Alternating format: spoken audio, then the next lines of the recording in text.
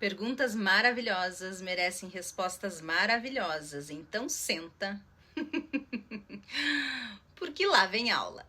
Então responda você se não tem medo de perder pessoas. Ontem algumas pessoas me devolveram a pergunta cerne dos stories a respeito de perder pessoas, se estamos preparados para essa perda.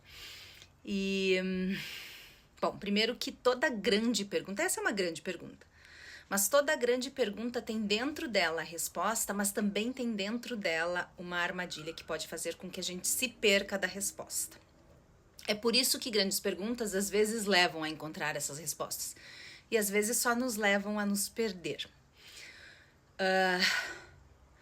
A armadilha dessa pergunta é a seguinte: a gente não tem ninguém, então como é que a gente perde o que não é nosso?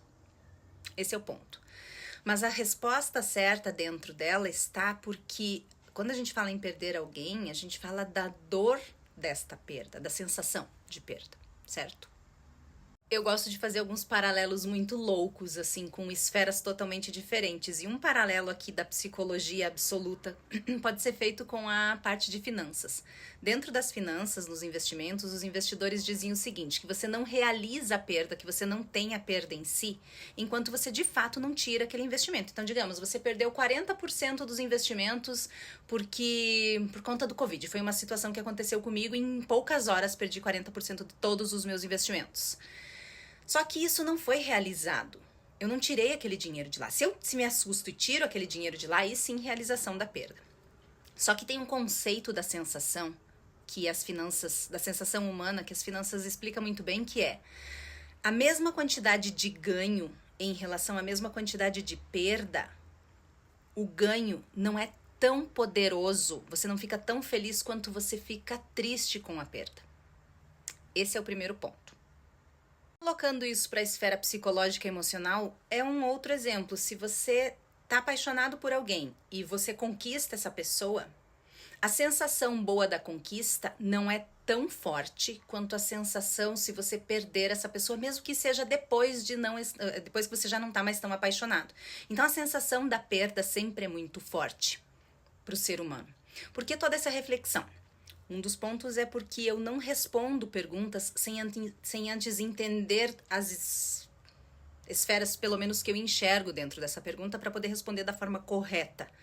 E isso é muito importante que a gente faça sempre. Às vezes até as pessoas dizem, mas você não está respondendo, você está me perguntando. Claro que eu estou perguntando, porque eu quero entender o que você quer dizer com essa pergunta, que é uma coisa, o que eu vou responder, o que você vai entender. Cara, a comunicação aí tem muita coisa que pode dar gap. Então, sempre entenda a pergunta para poder responder. Se você parar para prestar atenção, pessoas super inteligentes, pessoas que de fato têm uma inteligência prática, porque uma coisa é você ter inteligência, outra coisa é você aplicar aquilo que você sabe, que é bem diferente. O método Livebook, meu curso, fala sobre essa diferença. Mas quando você vê uma pessoa de verdade inteligente, você vai perceber que ela demora muitas vezes para responder. Até virou meme uma história, acho que foi com o Elon Musk, que ele demorou não sei quantos segundos para uma resposta. Steve Jobs fazia muito disso. Por quê? Porque eles estão tentando entender na cabeça deles o que exatamente está sendo perguntado para poder responder com convicção, responder certo e que essa resposta seja compreendida pelo interlocutor. Agora, respondendo a sua pergunta, se eu estou pronta para perder pessoas, se você soubesse o que eu já perdi para a vida e para a morte, você entenderia. Essa é a resposta. Não tem outra resposta além dessa.